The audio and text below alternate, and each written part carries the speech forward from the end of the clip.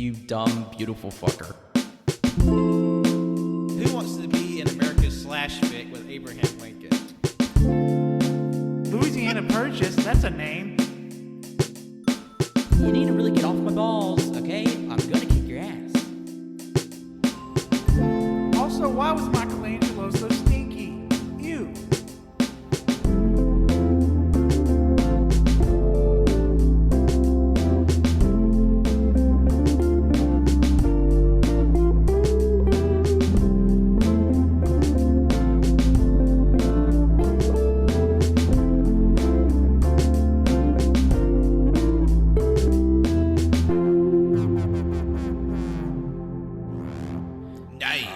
Hello, everyone, and welcome to episode 202 of the AllYouCanHear podcast. I'll be your host today, Patrick, and joining me today are my three carnivorous co-hosts.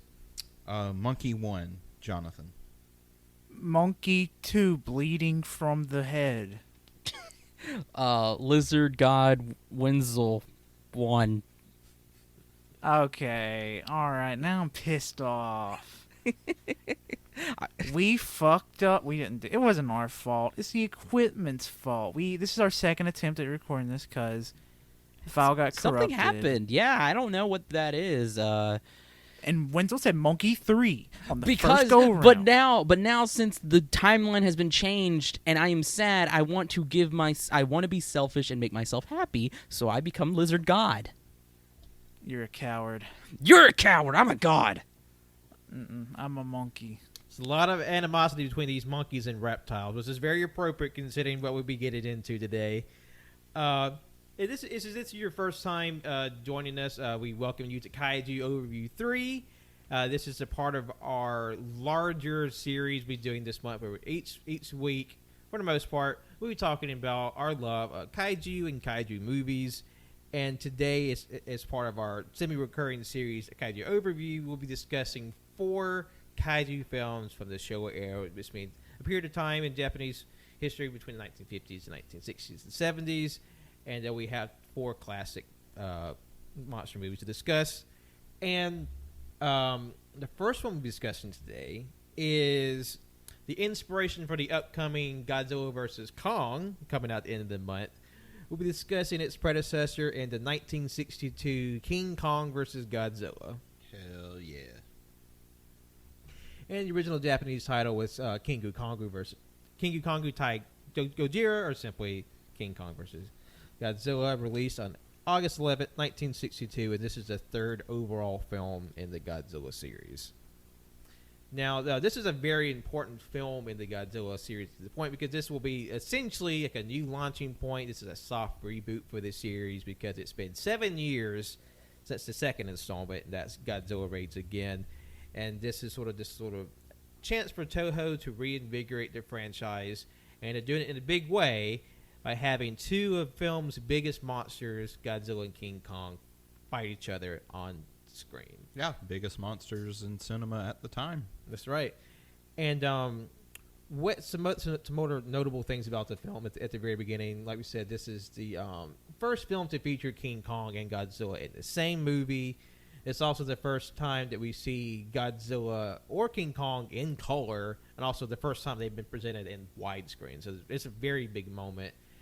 And this is also the return of Ishiro Honda, the man who directed the original Godzilla film in 1954. This is his return to the series, where he will go on to direct several more features for the franchise and several other kaiju and tokusatsu films. And just sort of a bit of an origin story for the film, this dark, weird, and macabre story to get us going. One of the King Kong's original creators, Will O'Brien, he came up with a new film for King Kong, and King Kong versus Frankenstein, or King Kong versus Prometheus, in the early 60s. And he collabed with a stop-motion technician named John Beck, and he wanted to produce this new film, but unfortunately the cost of production for an entire film at the time in stop motion would be too expensive, so he sort of let the movie go to bed. Whereas John Beck, not willing to let the movie go, he took the film idea without Will O'Brien's knowledge. He went to Japan after shopping around in America unsuccessfully. And so what they did, he struck a deal with Toho Studios, and they sort of took the film. They changed the plot where King Kong's opponent wouldn't be a chimera made from the flesh of jungle animals let loose in San Francisco, and instead it'd be their most famous monster property, and that, of course, being Godzilla. While the movie was very successful, Will O'Brien was sort of taken aback that his idea was used without his knowledge or permission to make this feature film, and he tried to sue John Beck, but of course he decided against it because he realized he didn't have the money or the stamina for a protracted legal suit.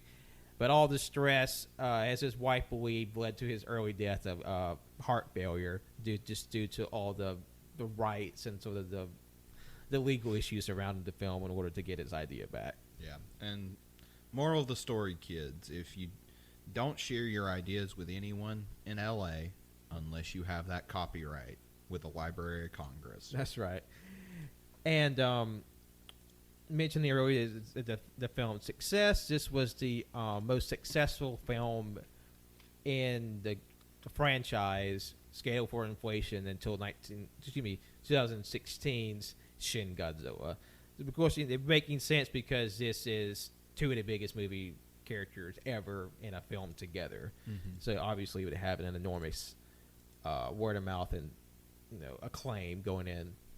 Now, before we get to the movie proper, I did want to get a little bit of an idea of what the movie felt for the boys in the room. How do we feel about King Kong versus Godzilla? Just a brief overview before we get to the nitty-gritty of the movie.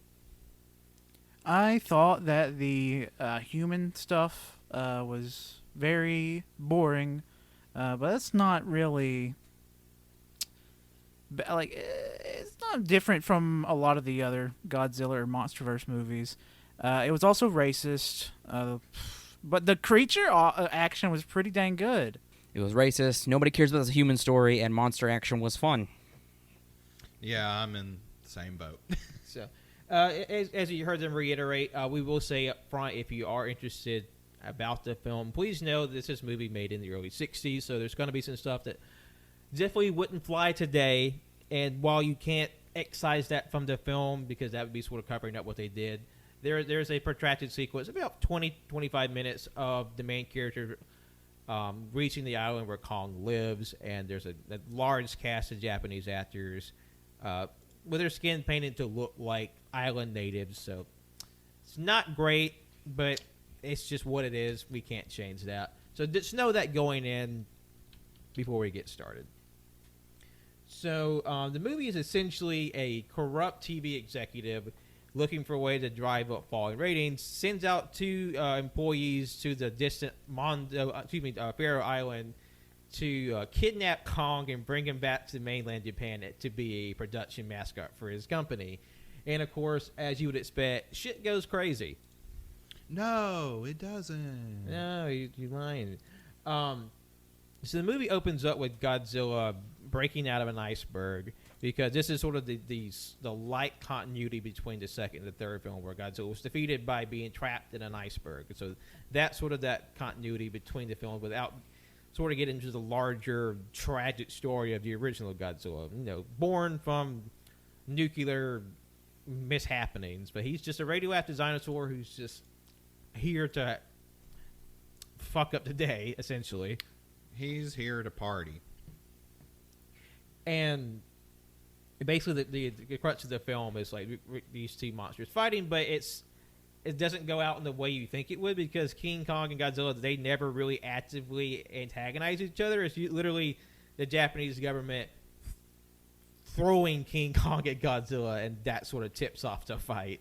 It's the equivalent of when kids would gather the bugs and put them in a box and make them fight. But instead of bugs, it's giant creatures. Yeah, like when Pat and Colt say literally, they pick King Kong up in a helicopter and literally throw him at Godzilla, dropping him on his head, and they both tumble down a hill.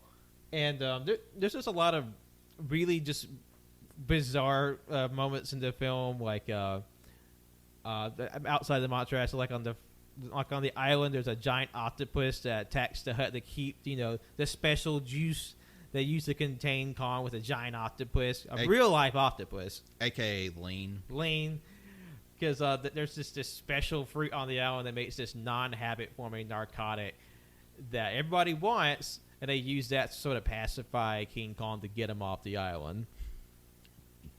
Non-habit forming. He seems a little addicted. He was slumped. Yeah, he was definitely feeling it. He was throwing those walkie slushes back. It's just like red paint, just slapping it down. Boom, boom, boom, boom. And I thought it was cool that on the beach scene where the giant octopus attack. It's a real life octopus. They had a casting call. They got 4 up and coming young octopus actors out of the ocean. And with a little hot air and a little motivation, they encouraged them, quote, to clamber across the set. Yeah, because when we were watching it, I mentioned to Pat, I was like, wow, this octopus special effects look really good. It's almost like it's real. Wouldn't you know it? Wouldn't you know? And however, one of the story ends kind of sad because one of the little octopus actors, he's now poop. Yeah, because special effects director AJ Subaraya ate one of the octopuses for dinner. And even though that was, I guess that's part of his dream, because he always wanted to make a movie with a giant octopus, and boy did he. And he did. He got to eat the octopus in the film. And how many times do you get to say, I ate the actor in one of my pictures? I don't know. It sounds like an Army Hammer dream, but yeah, hide and watch if that comes out. But and just sort of about the fight itself, the suit actors Shoichi Hirose and Haru Nakajima, who played King Kong and Godzilla respectively, they practiced and choreographed this fight extensively, drawing on their own martial arts skills, and they were pretty much given their own devices to plot out this fight. And it's one of the most physically demanding and carefully choreographed in the whole series, because you have these sort of multi-100-pound suits, and they're sort of clambering on top of each other, and while being drenched in your own body heat, suffocating from your collective stagnant air, and pulling off these crazy fights. There's a moment in the battle where King Kong picks up Godzilla, swings him by his tail, and for whatever reason they elected to keep Nakajima, Godzilla's actor, inside this suit. Just it takes too long to take off. Just swing my ass around. I guess. Granted, I'd think this just be we'll do this shot at the end of the day, we'll get him out, and we'll just stuff this shit with fucking toilet paper or something. Or they tap Nakajima and he was already passed out from lack of air. It's okay, just swing his ass around, get it in real quick. Oh, that'll wake him up. And also there's a bit of a misconception about how the movie ends, because there's a long-standing rumor at the end of the movie that there's actually multiple endings, for a victor for each monster, and that's sort of just born out of there's several edits made to the Japanese version for the American release. Yeah, where they cut the actual composite cut of the movie, which you're not supposed to do. Yeah, that's something of a no-no, because that's the original film, and they made cuts to the original film where large sections of the film were lost for several years. They found them, then they lost them again, but they got them all back for the Criterion release. So you have the American version and the Japanese version on the Criterion edition that came out in 2019, where all the 15 of the Showa films are in a single place. And for the longest time, because the distribution rights were so locked up with America and John Beck, that the Japanese version wasn't really widely available. It was just the American version. Yeah. And there's lots of cuts. So they cut out character development and expository scenes, and replaced them with UN scientists explaining basically what they cut out, and sort of halting the flow and changing the movie to feel more like a typical sci-fi film of the era.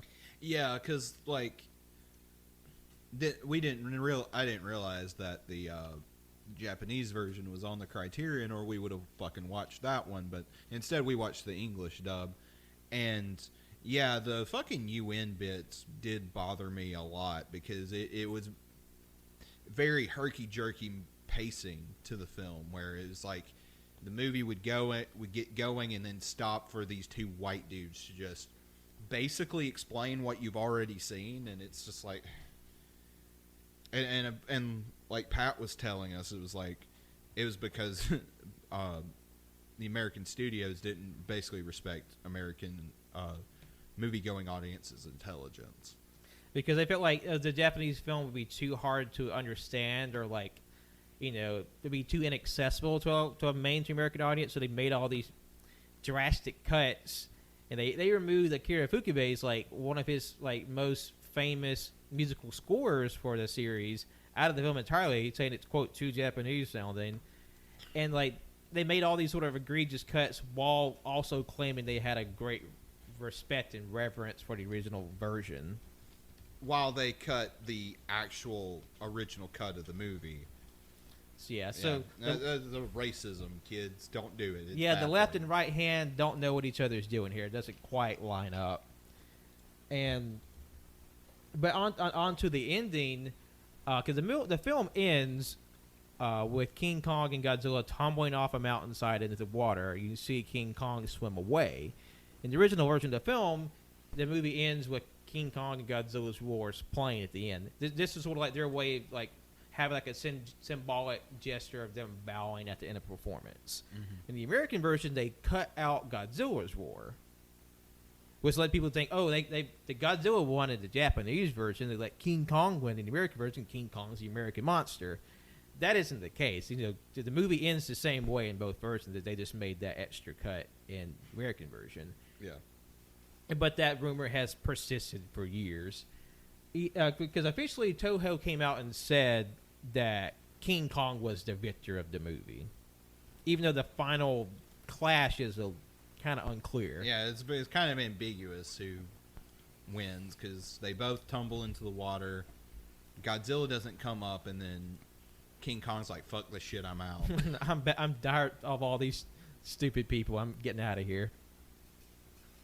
And also, if it feels like we're not as quite our same speed on this reviews, because we've recorded all of this before, and we kind of have to get back through this stuff to get to the stuff we haven't covered. Yeah. Like, I have things that we had 35 minutes on this movie and the other recording, but now I'm sad that none of it was captured. No, I can't remember everything I said, and I would repeat it, but it would just be kind of weird. I don't know. But last thoughts with King Kong vs. Godzilla. I liked it. Some fun action, some really dodgy stuff from the day. So how you feel about it will be sort of your prerogative. I know we're sort of definitely outside the average feelings for the film. This is one of the more popular installments in the show era. It seems a general kaiju audience, and that's fine. It's just, we're four minds that are a little bit different from the crowd, and that's just fine. Also, King Kong's got lightning powers, so that's pretty weird and cool, though. But moving on to our second film, because what we do in the Kaiju Overview, we like to cover films that aren't just Godzilla films. We like to include at least one outside of the Godzilla mythos, and we'll be talking about King Kong Escapes. Where's he escaping? And who knows? King Kong Escapes. It was released in Japan under the title Kingu Kongu no Yakushu, which is King Kong's Counterattack. It was released in July 22nd. What's he counterattacking against? Well, we'll get into it. I guess. And it's directed by Ishiro Honda. Of course, the long-tenured director of the Godzilla series. And, of course, he did films outside the Godzilla, this being one of them. And what this is a film that was co-produced between Japanese Toho Corporation and, Toho Company and the American Rankin Bass Productions. If that name sounds familiar, then you might know them from the 1960s and 70s stop-motion Christmas films. Like Rudolph the Red-Nosed Reindeer, Frosty the Snowman. Oh, okay. The Hobbit, which is the best adaptation of The Hobbit. Fight me, nerds. because they did stop motion as well as traditional animation. But this would be the final appearance of King Kong in a Toho film, because they wanted to make a sequel to King Kong vs. Godzilla shortly after the first film came out, but just due to the rights and the licensing, they quickly lost that, and they were just no longer able to use King Kong's likenesses after this film. Okay. What else is notable about the film that introduces a new character who will go on to play a larger role in a future film, and that would be the Gorosaurus, who would go on to have a major role and destroy all monsters. My boy, one of my favorite kaiju, Gorosaurus. It's such a simple design, but I don't know why I love that little big bastard. And It just looks like a weirdly proportioned T-Rex. Yeah, and I don't know why. I just loved him as a kid, and I love him today. I like the blue or greenish. it's a weird, muddy green color depending on where you're seeing it and what film it's in. But just sort of a quick origin overview of the film. This was a loose adaptation of the King Kong show, which was another co-production between Rankin Bass and in Japan, which would be the Toei Animation Studio. And Rankin Bass approached Toho about making a movie based off their version of the King Kong show. And because they already had that success with King Kong vs. Godzilla, they just wanted, like, what can you do for us? So Toho's writers, they went to task and they came up with an original screenplay titled Operation Robinson Crusoe, King Kong vs. Ebirah, which would feature King Kong fighting a giant lobster monster known as Ebirah on a tropical island that was controlled by an evil terrorist organization called the Red Bamboo. Also, Mothra was in it. Okay. Oh. But Rankin Bass said, boo-boo on all that, it's too different from their cartoon show, so they rejected it. But That Toho, sucks. they weren't hasty, as Rankin Bass was, so they kept the script, and they just reused it, swap it in Godzilla for the future film Ebirah, Horror of the Deep. Oh, okay. Interesting. So the elements from the original cartoon that were used was the setting of King Kong's location, Mondo Island, and the nemesis, the fiendish Doctor Who. Now, it's not the British Doctor Who, it's a completely different entity, even though it's spelled the same. Yeah. Yeah, just a very frail old man. Most Doctor Who's were frail old mans. Right? Yeah. But I feel like this one was weaker.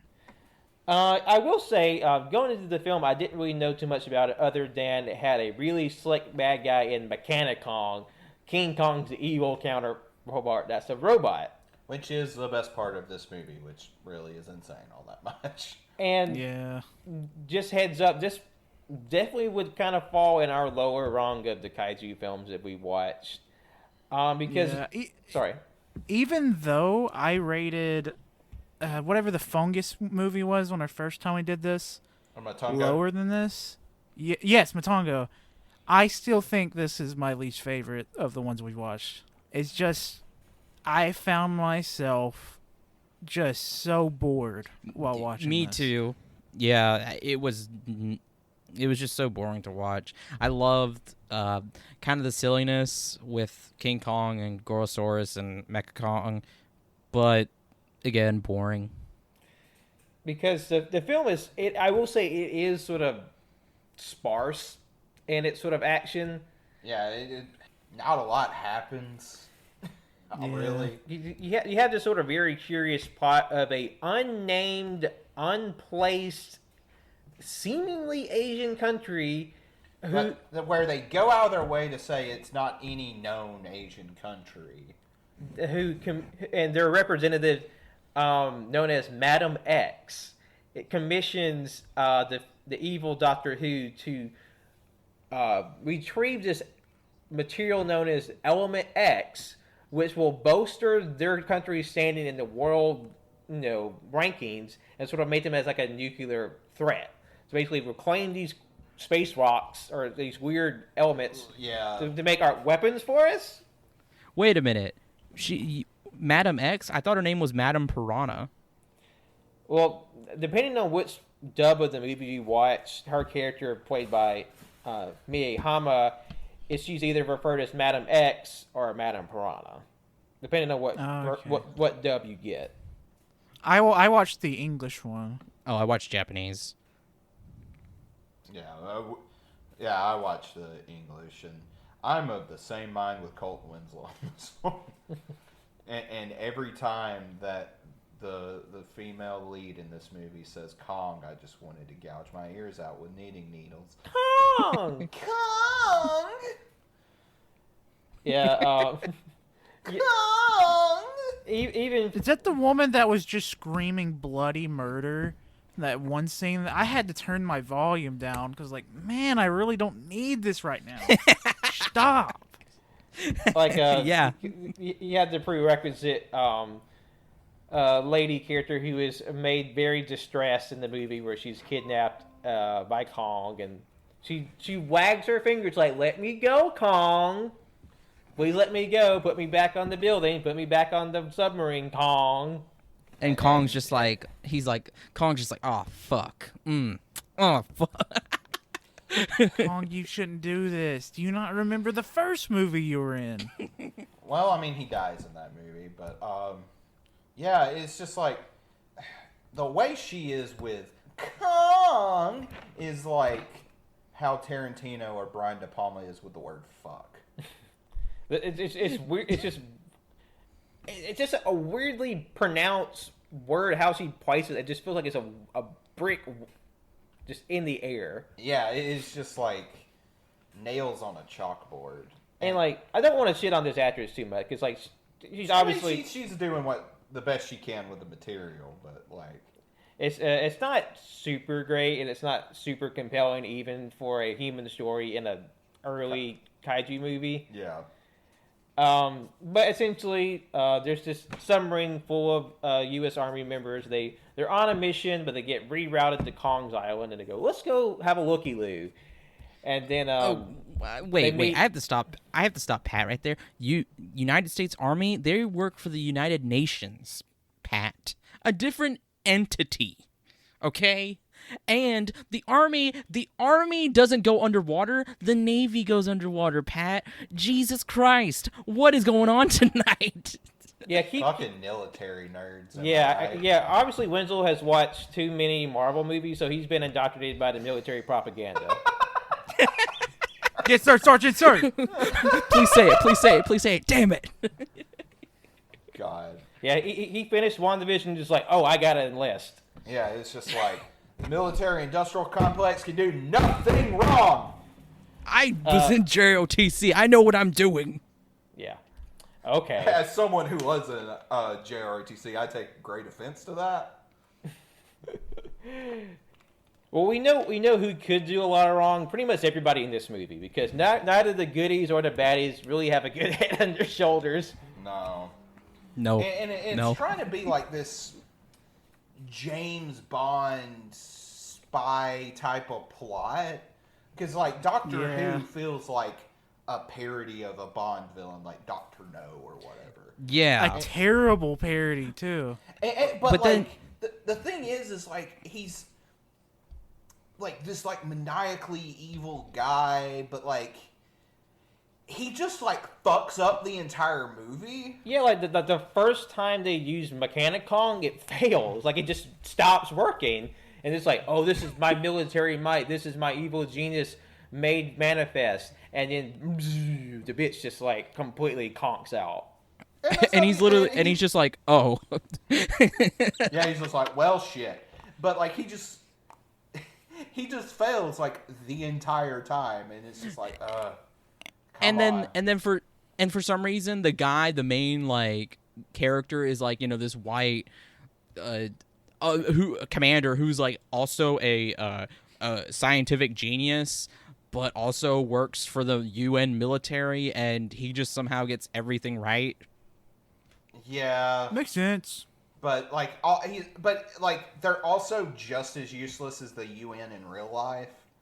Yeah. too. It's just like the human characters were frustrating. So I was, Like, the only person who's, like, worth a damn is the Japanese protagonist. Yeah. He seemed the most competent. He was, like, objectively the most competent. But, like, so, you know, I was like, oh, well, you know how these human plots in these movies are. They can be a little trite. So, you know, kind of going with the flow. And I love Mechanicong's design, and I'm ready for this knockdown, drag-out fight. And then they just kind of shake a tower for, like, 30 minutes at the end, and it's like, oh, that was it. Because Kong only has one real fight. That's on the island where he fights the Gorosaurus. Yeah, which was pretty neat. Because Yeah. Because we talked about earlier, Gorosaurus is like this, you know, stylized T-Rex, Allosaurus sort of facsimile, but has the unique ability of just doing this little kangaroo drop kick as its signature move. And plus, like, it harkens to the original King Kong, where King Kong fought, you know, the Maid or the T-Rex, and he does the same trick where he breaks its jaw. Not quite to the same effect as we'll see later in another movie we'll talk about. But he breaks his jaw, and you just see like he foaming at the mouth, and he throws a rock at a sea serpent. He does. Which apparently, I think it's funny that out of context clip makes it around Twitter, even outside of the Toku and Kaiju circles. It's Yeah. Yes. Because It's so you just see it like a giant snake swimming in the water, and ostensibly it's Kong throwing a rock to make sure it doesn't attack the retreating human, but you just see a snake, and you just like a rock just falls straight flat on its head. It's like, bye, bitch. You now have brain damage. And you know, the thing is, too, that sea serpent was probably minding its own business. It just happened to surface, and they're like, "Oh, it's a sea serpent," and Kong's like, "Oh." It's just like, It's the monkey brain. You see something scary, you attack. like the fucking monkey's like, I'm Brett Favre, bitch, watch. And then, like, he gets into, like, a fight unnecessarily with this sea serpent. He's just like, he's just, like, all tangled up in this snake. Yeah. It's doing nothing. Yeah, just, like, kind of flailing around. And the snake is probably saying, "Oh, excuse me, what are you doing? Why are you wrapping me in a knot?" And he's just like, bitch, I'm John Madden. Those wrists to mention how. And the serpent's like, I don't know that reference. And plus, like, there's other references to the original King Kong, like when they have their final confrontation.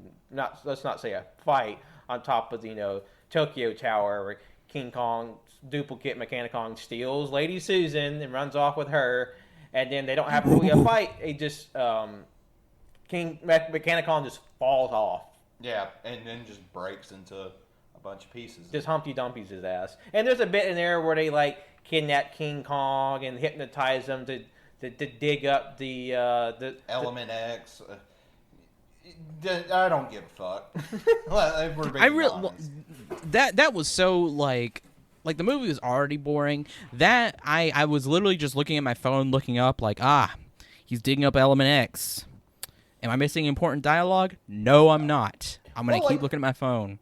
Well, like, the whole, like, plot point was that it was just Mechanicon boring. broke because the radiation off of Element X was too intense for its circuitry. So they're just, like, going to give this giant monkey just, like, instant cancer. Because King Kong's immune to radiation, evidently. Apparently, like, in the last movie, he had fucking lightning powers, and now he's immune to radiation. He's like the kid on the fucking playground who keeps making shit up. It is funny though, because technically this isn't a sequel to King Kong versus Godzilla. It's, even though they're both canon in their respective ways to the Godzilla film. So I think they said technically these are two different Kongs. Because I mean, they look different. Because, well, it is the same body suit for King Kong in this film, but it has a different head. Because just due to the wear and tear and sort of the materials they work with, sometimes they disintegrate quicker. So they had to replace the head, but they still have, you know, his big exposed nipples on the suit. So King Kong escapes. It's definitely not the worst kaiju movie out there, but it's definitely not in any high ranking, I would say. Yeah, it's, and I think that's what makes it more boring. Is it's just kind of mediocre. Yeah.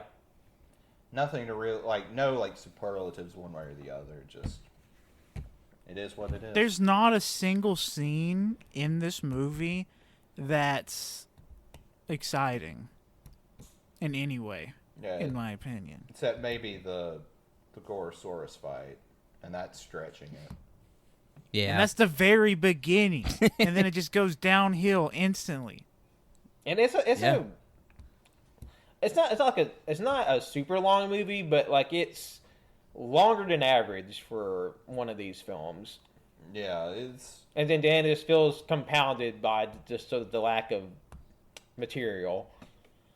Yeah, that was something that I did was I organized the movies I wanted to watch by on Letterboxd by their length, and King Kong Escapes was on the longer side, and I was like, oh, okay, that's fine, an hour and 30 or 40 minutes. Man, it was a terrible hour.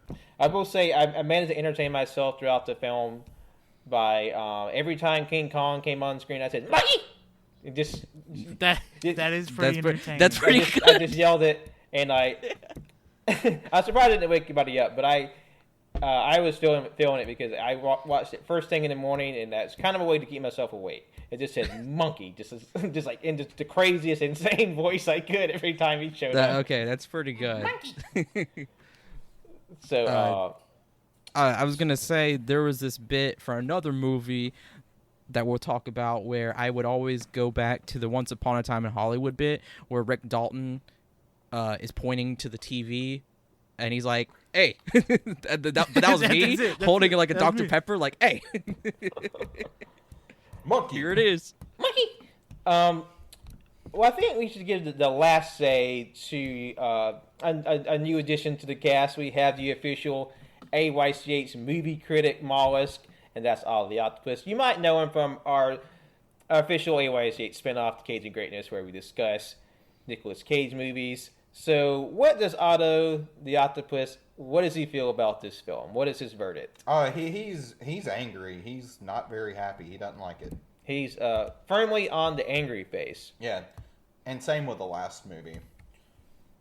I mean, we forgot I about understand. this bit when we re-recorded. Yeah, we had a bit with Otto because it came up more naturally in the film. We're just trying to recoup our lost bits here. But yeah, that's King Kong Escapes. So not super high, but not the worst either. But just moving right along, we go to our next film, Son of Godzilla. Yeah, the best one, son. Okay, the Once Upon a Time in Hollywood bit is referring to this one. And this film with a noticeably longer title, it's Kaiju to no Kessen, Godra no Musuko, which means Monster Island's decisive battle, Godzilla's son. That is just brevity's the soul of wit, Japan. Y'all need to calm down.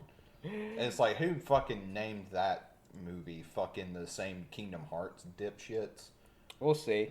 This was released in December 16th, 1967, and this is the 8th overall film in the Showa era Godzilla series. And with this film, we get introduced to a brand new character, and that's Manila, the adopted son of Godzilla, and this sort of furthers Godzilla's transition into a outright heroic figure. And we will say this movie comes with a lot of contention because this movie has different feelings in the East versus the West. Because we're in the English audience fandom perception, this is kind of on the lower end because a lot of people take a lot of issues with the film. It's not very high in the English-speaking audience mind Because they hate fun. evidently because they just weren't a big fan of Manila The ugliest, cutest thing ever. and sort of the general. It's like a pug. It looks like a pug. Like a pug, yes. It somehow That makes donkey noises. it's somehow at the same time butt ass ugly, but also really endearing at the same time. And plus, a lot of people I weren't love Manila. big fans of the lighthearted direction that the series had taken, especially with this film. But we'll Okay. get into all that. Okay, wait a minute. Hold on. Lighthearted? There's a scene in there that I remember as a kid I was terrified of. Well, not terrified, but extremely just sad. And then it still did the same thing to me. And I have to use this right now because it's so freaking funny and I've been saving it for so long. But if anybody knows, there's a funny comic Yoda meme out of context where it's Yoda in shackles. And he's saying what? And somebody says, "Welcome to your new home, freak." And as soon as Manila hatches, that's the first thing I thought of. It looks exactly like Yoda. Because in and that then the praying position. man just start trying to eat him and kill him. Oh my god! I was sad that they were doing that, but also I was laughing. I was just like, "Oh my god!" They were beating the shit out of Manila. And right he out was of just the gate. bored. He did nothing wrong. He was just like, ah! Like literally just born, like straight out the egg, and these giant ass bugs are just like din. And they're like Welcome to your poking new at him home, and slapping freak. him around. And he looks like just like a fat Thanksgiving turkey just getting rolled around in the dirt. So what's the perception of this movie in Japan? It's pretty well liked because even though Manila largely is one of the least popular kaijus in the States, generally speaking, in Japan he's one of their favorites in a 2017 poll where they were ranking the top 20 non-Godzilla monsters from Toho. Manila came in 4th. Hell yeah! Yes! Wow. Okay. I agree. And Good for I him. fucking love him. they have the right perception about these things. And just a general overview of the film, synopsis-wise, a group of scientists are testing a weather control system on a far-flung tropical island, but they are interrupted by an intrepid reporter and giant praying mantises.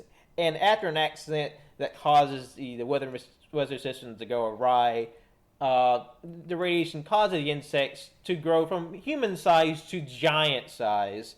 And that's where a giant egg is uncovered, which leads to the birth of Manila and the attraction of Godzilla to the baby of his species. And sort of, I think you got the idea so far, but what were our general feelings about the film going in? Going in, I've heard so much about Manila throughout the years. Mostly from Pat because he showed me a picture of Manila, and I fell in love instantly because it's so cute and so ugly. I really want a figure of Manila so bad, but I looked it up and they're very expensive. But when I went into it ready for Manila, and whenever Manila first popped up, I was having a blast, even though the praying mantises were beating the shit out of them. Welcome to your new home, freak. Yeah, I remember when I first watched this, it was on the lower end. Not lower end, but it wasn't the worst thing. I remember being extremely saddened watching Manila getting beaten up because he was just a baby, and I knew as a kid what was going to happen. They wanted to eat him. But then Godzilla saves the day, so I'm like, yeah. And watching it again, same thing, except this time I was laughing and pointing with my Dr. Pepper in my hand.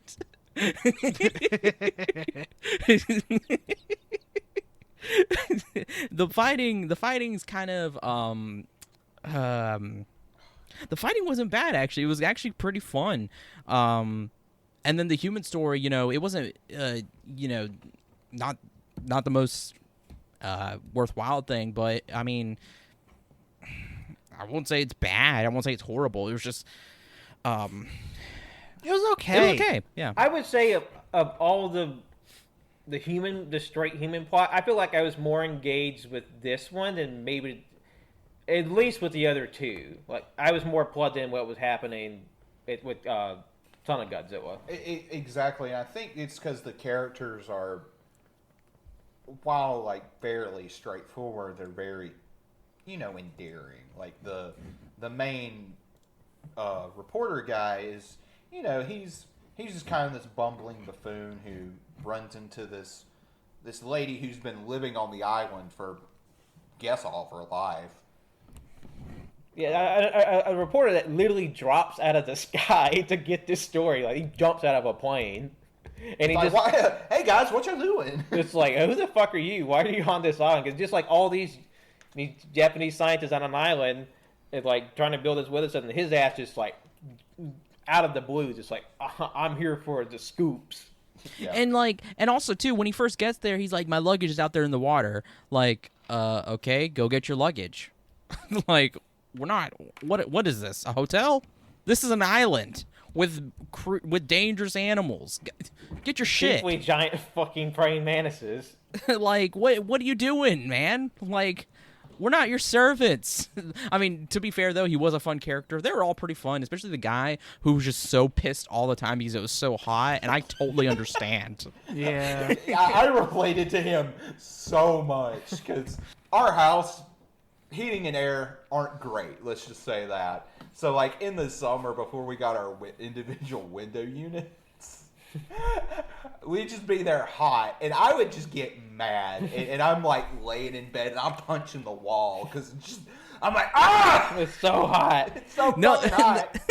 And the guy would just be walking around with a gun, and he's like, it's so goddamn hot.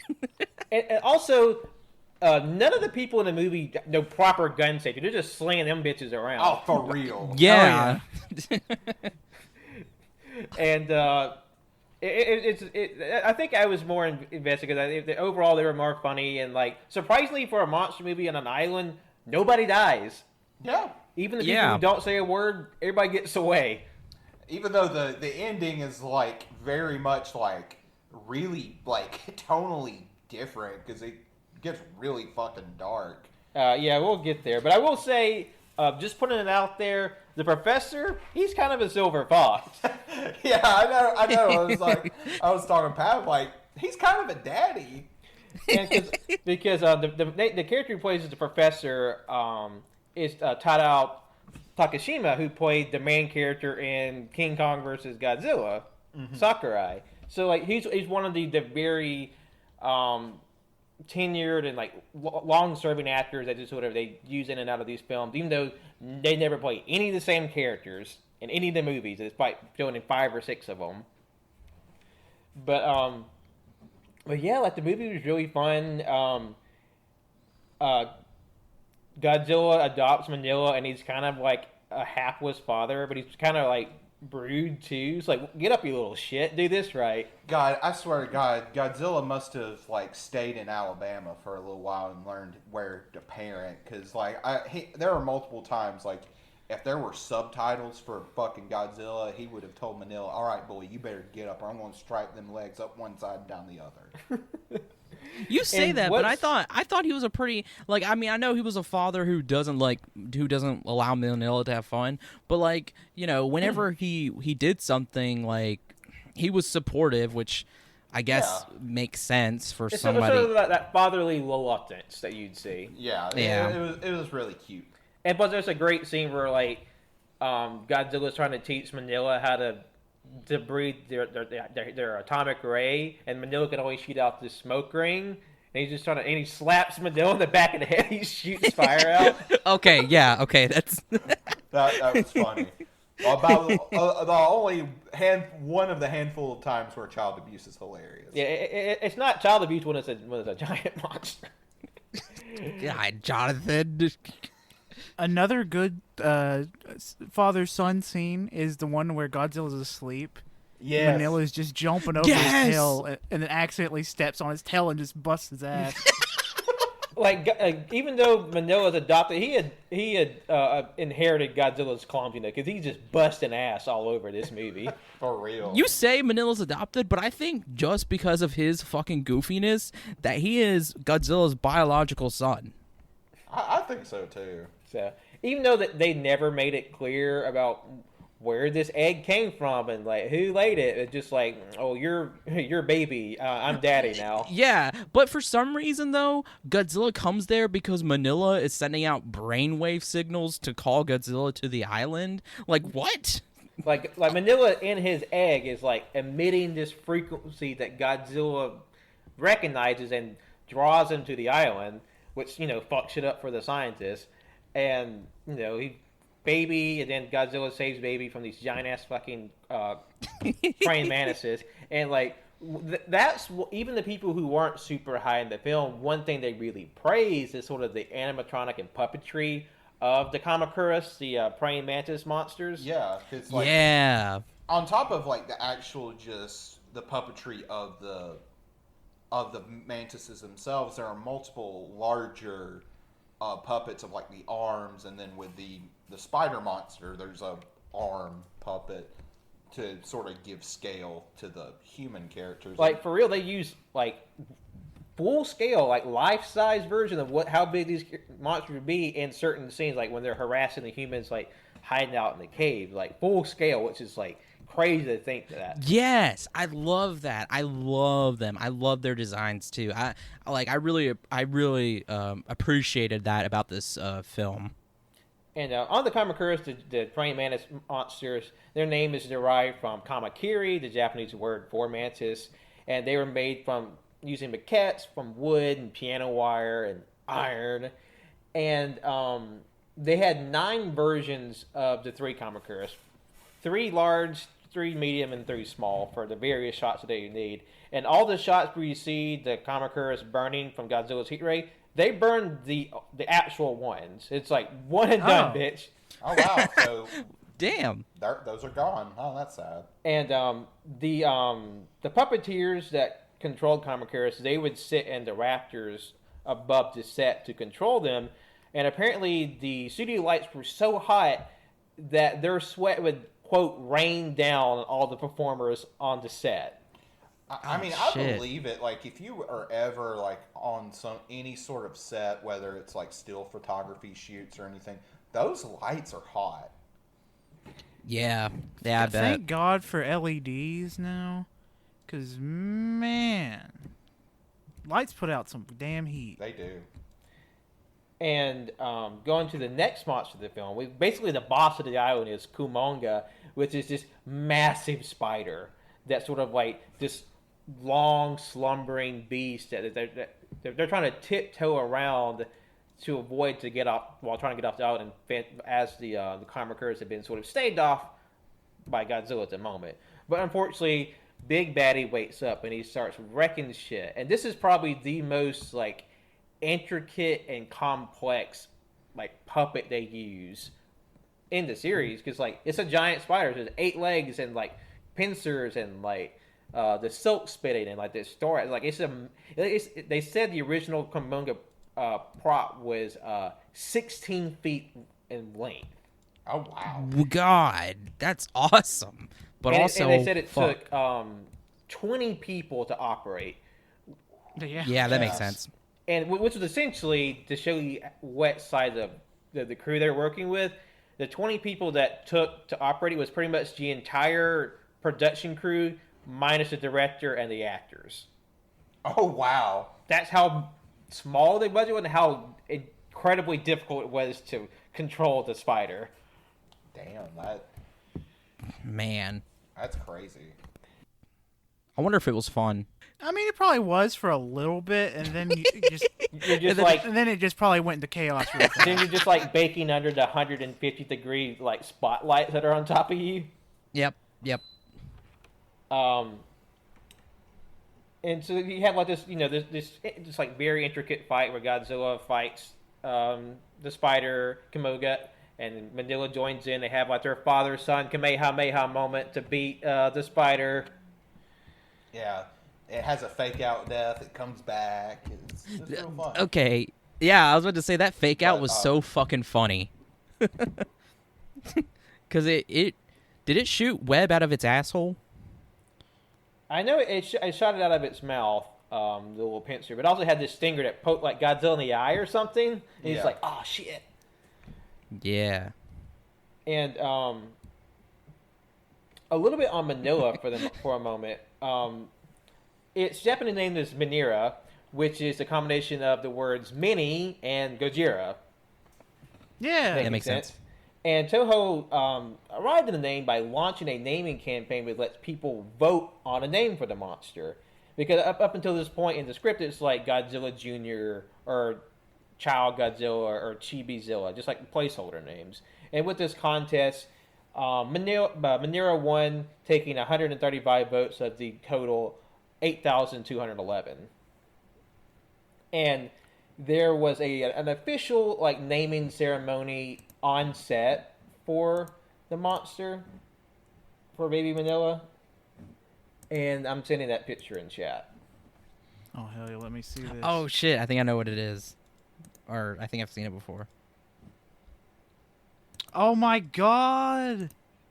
Please let it be. That is the cutest shit I've ever seen. You see like Manila in like a little like Japanese Yes! traditional Japanese coat, and he's like shaking hands with a woman in the kimono. That's like their official Yes! naming ceremony for him. Oh, that's cute. And I also sent in chat a set picture of one of the large scale Kamakuras. And you see, it's a human sized praying mantis. It's very involved. Oh damn! Hell yeah. And Manila is the official trademark English name for the character. And if you're on certain places, depending on where you are, you might see Minya as a alternate name, and that's just an alternate translation depending on what dub you get. But Manila is the official trademark English name. And Manila was played by professional dwarf wrestler and stage performer Masao Fukazawa, also known as Little Man Machan. Yeah.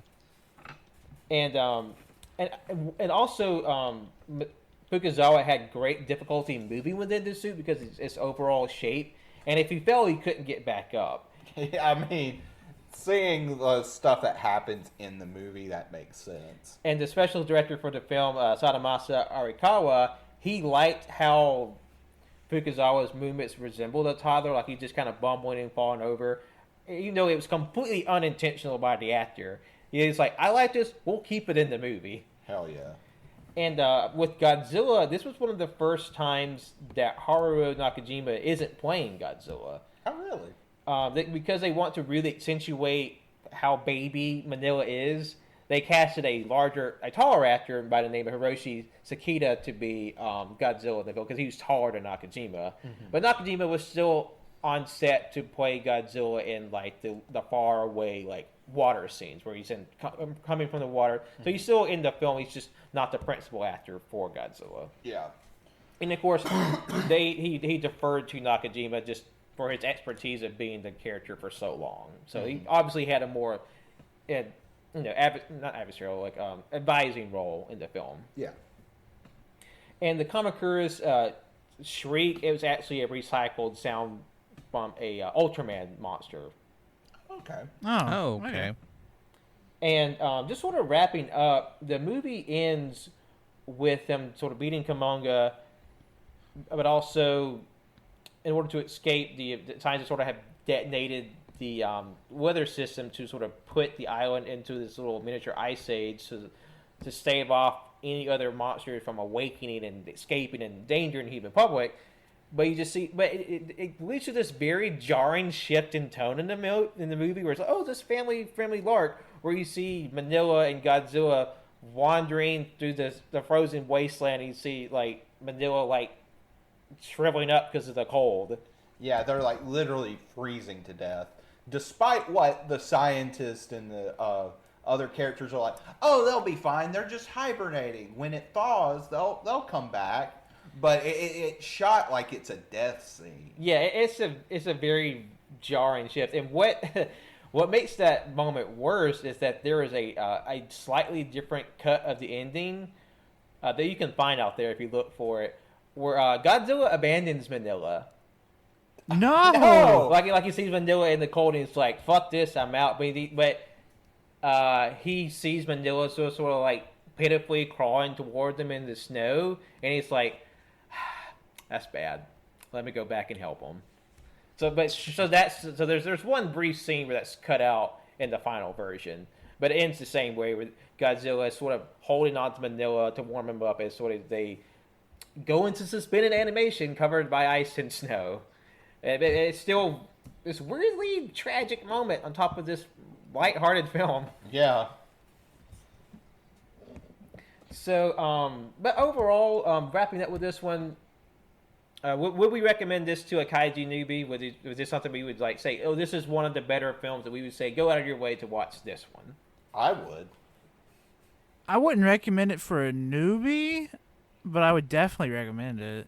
It's funny. I mean, a newbie's gonna have to watch it anyway, you know, because it's essential Godzilla at this point. So I would say yeah. Otto the Octopus agrees. Yeah, Otto has his happy face on. He supports this film, and I do as well. I would say, don't listen to the negative hype. Walk in with your own opinions and see how you feel. But we all had a lot of fun with this one, despite some of the negative naysayers about the movie. Because they hate fun. They hate babies. Yeah. Because Manila is baby. Baby. It's all gotta be jokers, no funnies. I'm the Joker, baby. We gotta get more Cruellas in the world. Everybody's the Joker. We live in a society, don't we, Batman? I'm Jesus. I'm the Joker. I'm the Joker, Jesus, Welcome to your new home, freak. All right, and moving on to our final film of the episode, we have 1974's Godzilla vs. Mechagodzilla, simply known in Japan as Gojira Tai Mechagodzilla. Released March 21st, 1974. This is the 14th film in the Showa era Godzilla series. Well, that might seem like a big jump in terms of numbers, but let's just say this might be a little relevant to what's happening in the future with the MonsterVerse. Yeah, maybe related to a movie that comes out sometime soon. Yeah, there might be a little bit of some threads connecting these films. Not saying too much. But this film was directed by Jun Fukuda, the second most tenured director in the Showa series. Returning from the previous film, we have Masaru Sato, who's the composer for the film. And this movie was released to celebrate Godzilla's 20th anniversary. And now with this film, it starts off with a bang, literally. There's a massive explosion, and you see Anguirus, a long since forgotten kaiju, emerges from the dirt, and you see Godzilla emerge, but something's a little different about this Godzilla. We can't quite put our finger on it. He has a different roar. It's a different roar. He has a new behavior, and it's sort of layered on top of there's a royal family in Okinawa, Japan, and the heir of this woman, she has this frightening vision of these monsters destroying the world. And so how does Godzilla figure into this, and why is his behavior so different, and what will humanity be able to do to arrest the prophecy and save the day? Okinawa, wait a minute. That's where I was born.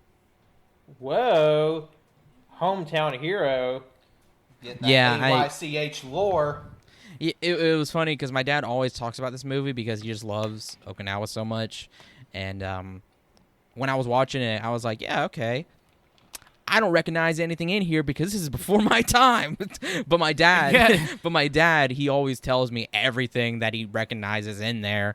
And he could probably tell me everything. But yeah, no, it was kind of I thought that was kind of fun. Knowing that now. Because this is one of the. Sorry, go ahead. I was gonna say one of the things that Godzilla does right out the gate to make it seem like this isn't normal Godzilla is that he immediately starts fist fighting one of his friends. He just starts beating the shit out. And of he him. rips his jaw open. Oh my god! I remember being so traumatized as a kid seeing Anguirus with all that blood coming out. Holy shit! Because I was feeling bad because Anguirus is like, "Hey, what's up?" It's essentially like Wenzel is out in public. We're at a Barnes and Noble. I see him like I'm walking up to Wenzel, and then he's like, "Hey, Colt, how you doing?" And then I immediately start punching him in the face and try to rip his jaw off his body. What? Yeah, that's exactly how it is. What? And like I will say, this is one of the first Godzilla movies I ever remember seeing, and like Wenzel said, just seeing you as a little kid seeing Godzilla wrench Anguirus' jaw back till it breaks and blood gushes out was definitely something that I remember for the rest of my life from those formative years. yeah, it's a definite tonal shift from the movies we've been watching up to this point. Except for maybe the original Godzilla, but that's a different type of fucked up and dark. Because Mechagodzilla is one of, if not the most like bloody of all the Godzilla films from the Showa era, and that was sort of due in part of two things. Eiji Tsuburaya, the longtime special effects director, he had passed away in 1970, and sort of like his overview kept the series from encroaching too much into a violent territory. So sort of to make sure it sort of stays at a certain level of content for, families. All audiences. But just due to like declining sort of ticket sales and sort of general opinions on the film, they sort of turned to a bit more of a blood sport to engage with those audience and to compete with other kaiju films that have got more violent, specifically with Gamera. Even though Gamera's kind of a, I don't want to say pretender to the throne, but definitely he has his moments, and he was sort of like, oh, this is the B scale kaiju, but it has more blood and guts in it. Yeah. Well, and I think, I may be wrong, but if I remember my Japanese film history correctly, it wasn't just like the kaiju movies that were suffering. It was like the whole of the Japanese film industry. Yeah. Everybody was struggling. Yeah. And just with the film, because it opens up, like we said, in Okinawa, this scenically very different location for Godzilla. It's sort of this very tropical beach-like place in Japan. It's far removed from the stratified cities that we know. And you see the heir to Azumi clan, she's sort of doing her dance, and she gets this vision of death. But it's just strange because it has this, like, buildings burning, but it has like a cut of King Ghidorah in the vision, and he's not only does he not appear, he's never mentioned in the movie at all. It was just like an interesting choice they decided to make for the film. But it all kind of predicates around getting this statue, this traditional Okinawan guardian deity, a Shisa. It kind of looks like a lion and a dog kind of mixed together. And so you have like all these different parties vying for it. You have like the main characters, like, we got to keep this safe. It's an artifact. It should be in a museum. You have like all these shady people lurking around corners. They want it for their nefarious reasons. You also have this other shady group that's also watching everybody do all these other things at the same time, and they're interested in it for reasons as well. It's aliens. Aliens. Because, like, there's aliens involved, folks. Who would have thought? Monkey aliens. Monkey aliens, as it would turn out. Monkey. So many monkey. Yeah, because I had forgotten that the bad guys in this film were essentially green space monkeys. Yeah, for sure. I completely forgot. And then even the sound they make is kind of like monkey sound. Because there's like your initial like interloper is like he fights the main guy, he gets shot, and like half his face melts off to reveal a green monkey face, and he just starts making monkey hooting noises. Like he just sort of, once the facade disappeared, they just literally revert to monkey.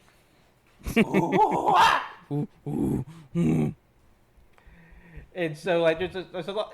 I would say, like, even though it's not a complicated story, I still felt a little lost with all the moving characters in it.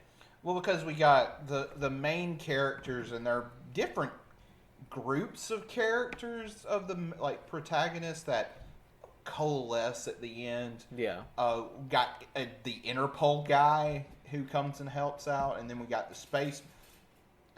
Who's the only competent motherfucker in this movie? Yeah, because everybody just like can't put two thoughts together. But the thing is, with the Interpol guy, the entire time he's like, ha, ha, ha, ha, secrets.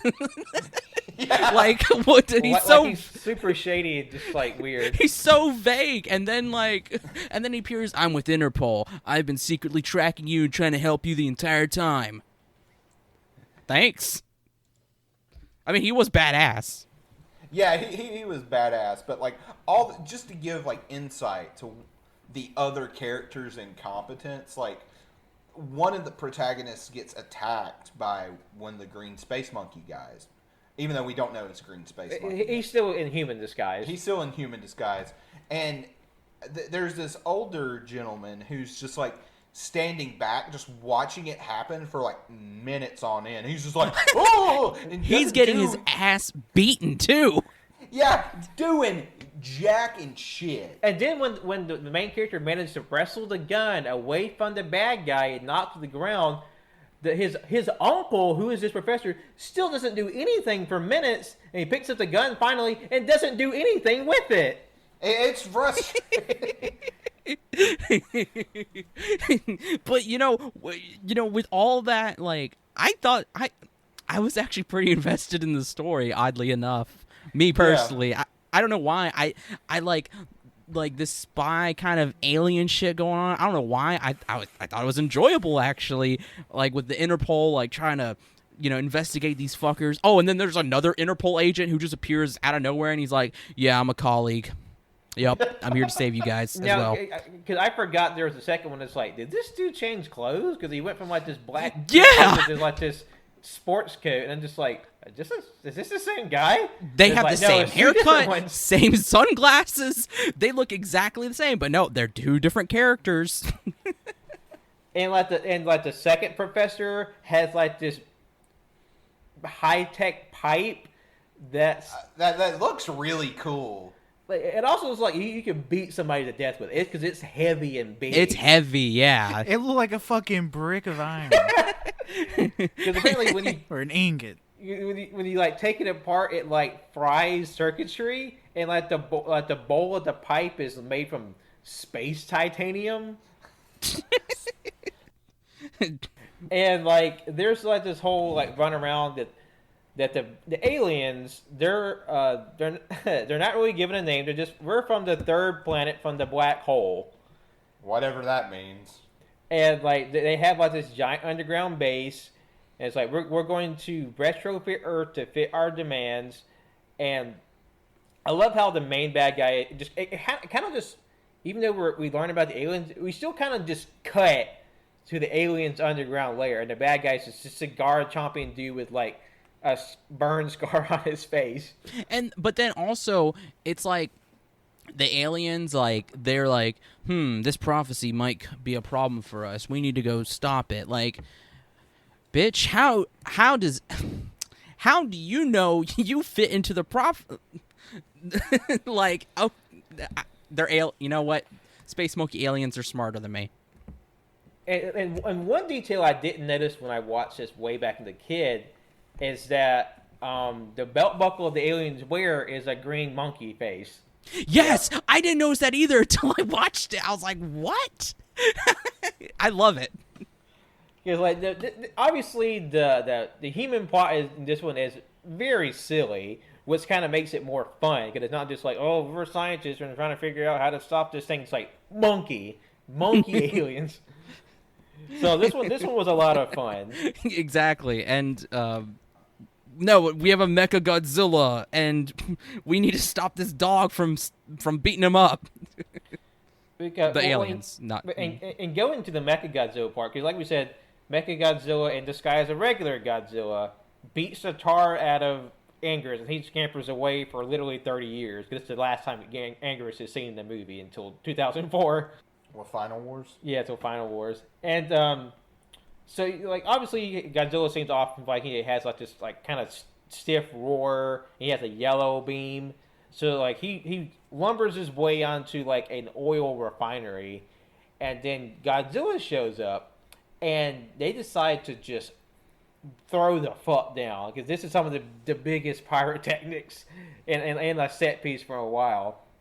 Because they're like fighting, you see like Godzilla like blow off chunks, you see like the metal there, and then they mask off and turn into Mechagodzilla, which leads to I don't know if it's the first beam struggle in a movie, but it's the first official beam struggle in a Godzilla film because Godzilla and Mechagodzilla shoot their respective beam, they clash and explode and blow both of them back. Yeah, Godzilla literally gets blown in the water and blood's gushing from the water. And everybody just thinks he's dead. So Godzilla disappears after reappearing on an island and channeling lightning to heal himself and train? I guess. I'll come back later. Yeah, even though if you remember earlier he had a weakness to electricity because King Kong just pulled that shit out. But now he's like, lightning works for me. No. Pat, you got it wrong. Lightning, that's not atomic, works on Godzilla, but Godzilla is able to generate atomic lightning to heal him. There's a difference, Pat.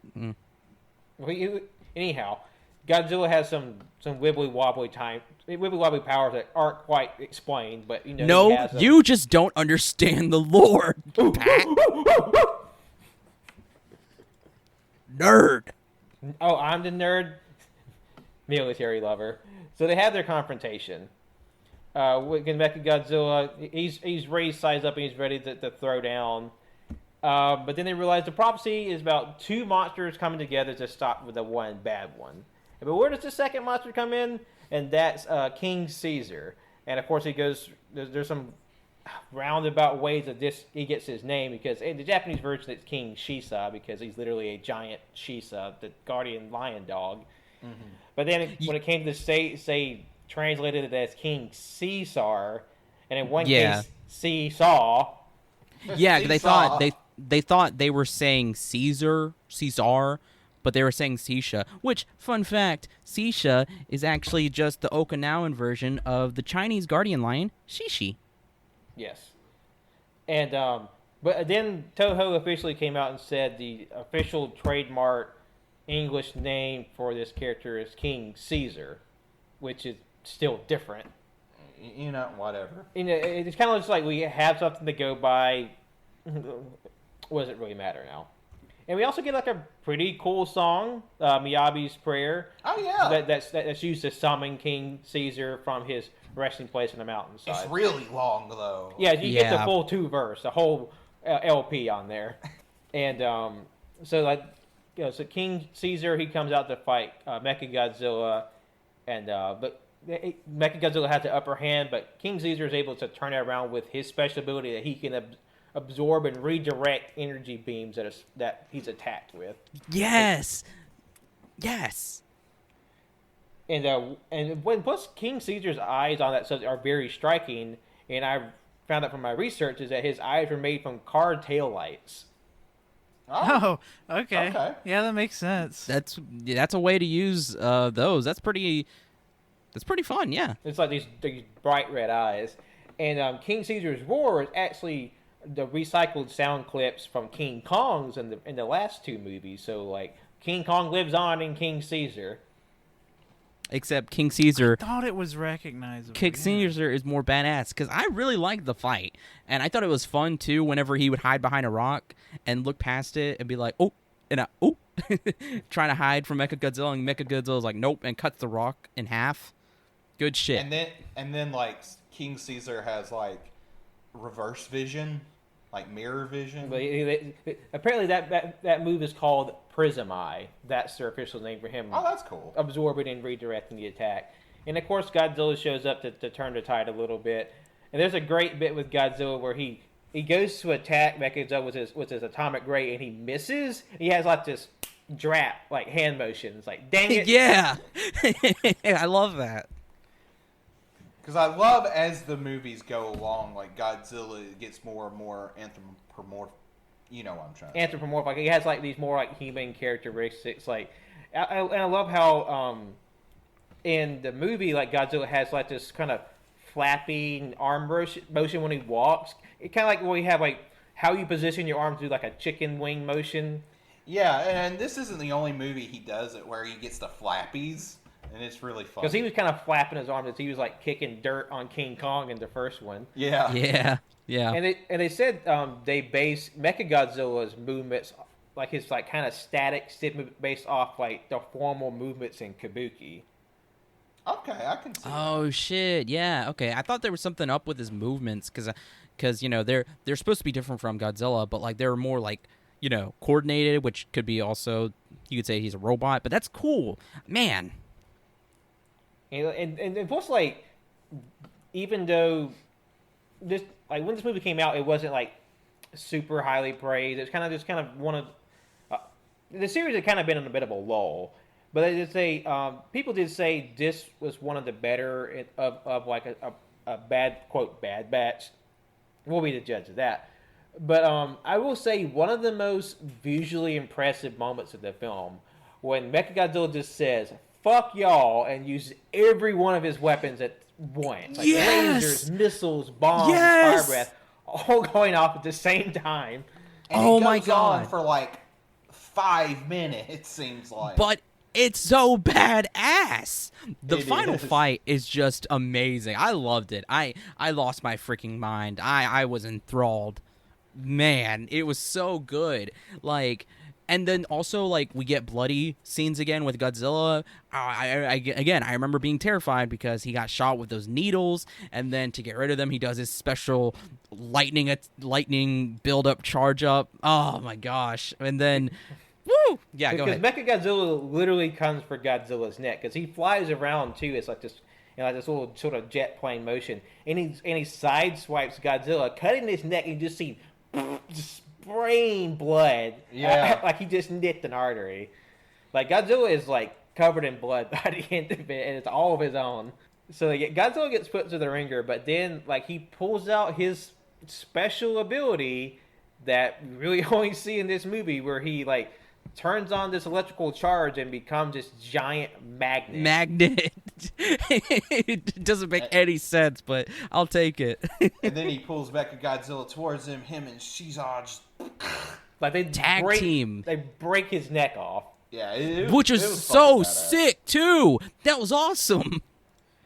Like King Caesar and Godzilla, they made a good team, and like Mechagodzilla was like a formidable opponent for sure. So like overall, like kind of wrapping up with this one, would this be one of our recommendations for general kaiju viewing, or to a newbie, sort of last thoughts as well, y'all? The thing is with this movie, it wasn't bad.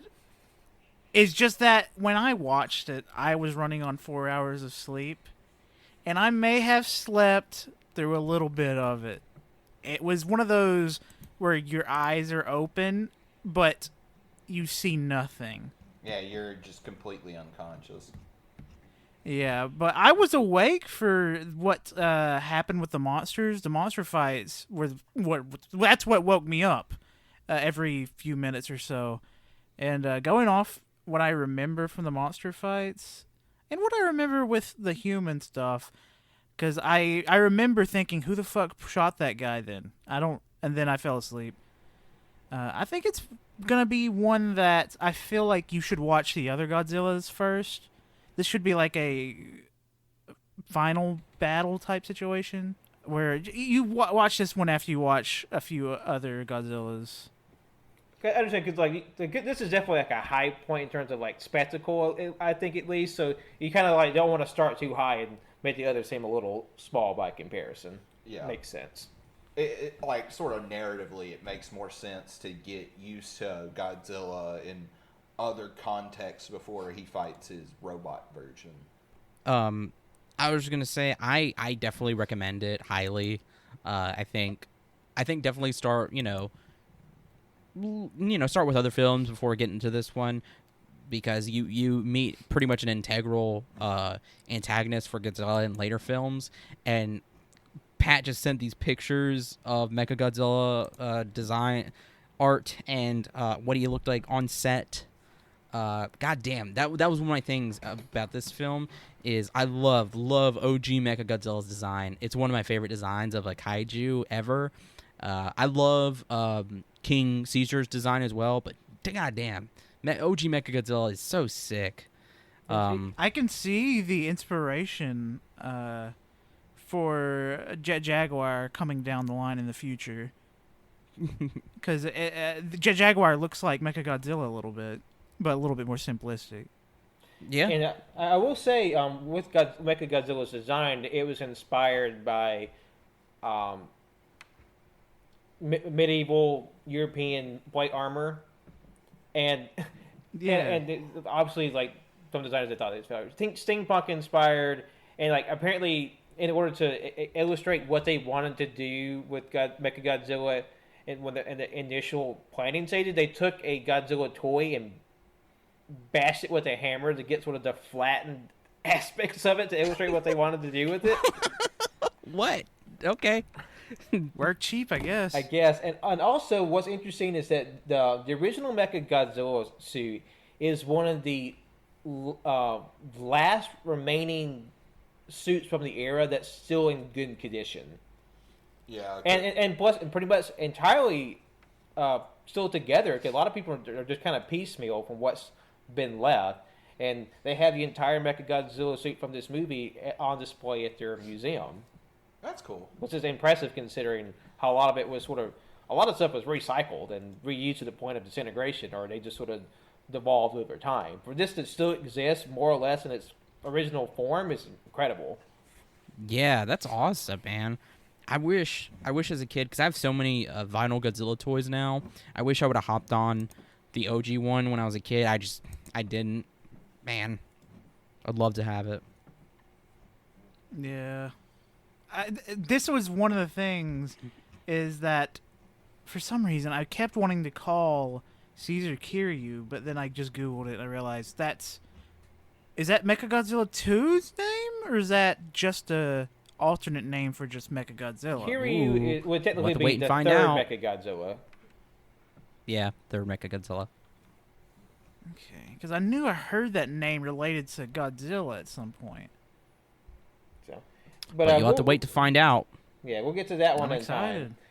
time. So just wrapping up on the show, why don't we go around the horn and give everyone's rankings, their personal rankings for the 4 films we watched today. Jonathan? At the bottom for me would be King Kong versus Godzilla. And probably tied with it would be King Kong Escapes, then Son of Godzilla, and then Mechagodzilla. All right. Colt? King Kong Escapes, very last. Godzilla vs. King Kong. Godzilla vs. Mechagodzilla. And of course, number 1, Manila. That's the movie. That's the name of it now. It's called Manila. Mine, Godzilla versus, is it King Kong versus Godzilla? Yeah. Yeah.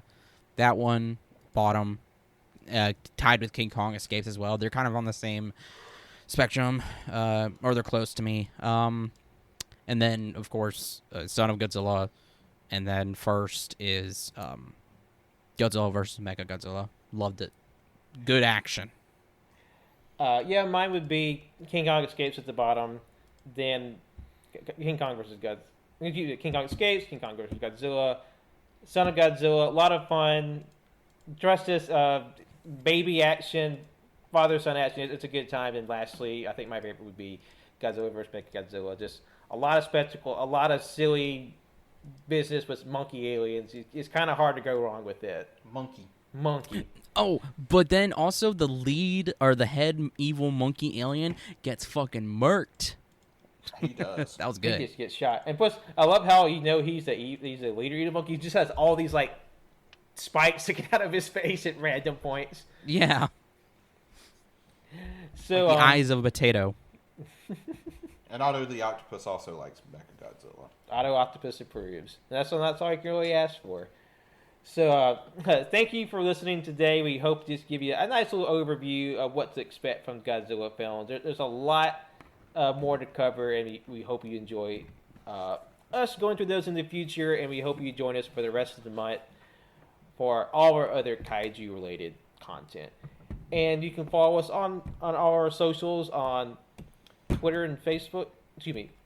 Find our socials on Twitter and Instagram at AYCH Podcast. Follow us on Letterboxd and Facebook and AllYouCanHear, and twitch.tv/AllYouCanHear, and Facebook. Excuse me. God damn it. I'm out of it today. Yeah. It's late. On the last one, we say it every week. And like, review, subscribe on all our platforms, SoundCloud, iTunes, Google Play, Google Podcasts, Overcast, Spotify. And also, check out our spinoff with Justin. Cajun Greatness is a bi-weekly podcast where for me, Jonathan, Justin, and Cannon go through a Cage movie where we discuss it, do some typical AYCH banner bullshit, and just have a good time. And that comes out every Thursday or every other Thursday at 10 a.m. We hope you enjoy that because that's our first spin-off, and we got a lot more ideas. We hope you enjoy us over there, as well as our main feed. And lastly, you can follow me, Patrick, on Twitter and Instagram. I'm really falling apart right now. On Twitter, Instagram, Letterboxd at John Lost Name, my art on Facebook at John Lost His Name Art. God damn, I got it out. Okay, my name is Jonathan. You can follow me on Twitter at JWinIIBOI24 and Letterboxd at JohnOwenSon12. My name Colt. Follow me on Twitter at ColtD00. Do me a favor, look at Manila and just say I love you. I love you. You're so pretty. Thank you for listening. I'm Winslow. You can follow me on Twitter at Winslow Wilkie. You can follow my art Instagram at World of Winsy. Go to my link tree. All of my links are there for Goodreads and Letterboxd and whatever. Yeah, thank you for listening. And Monkey. Monkey.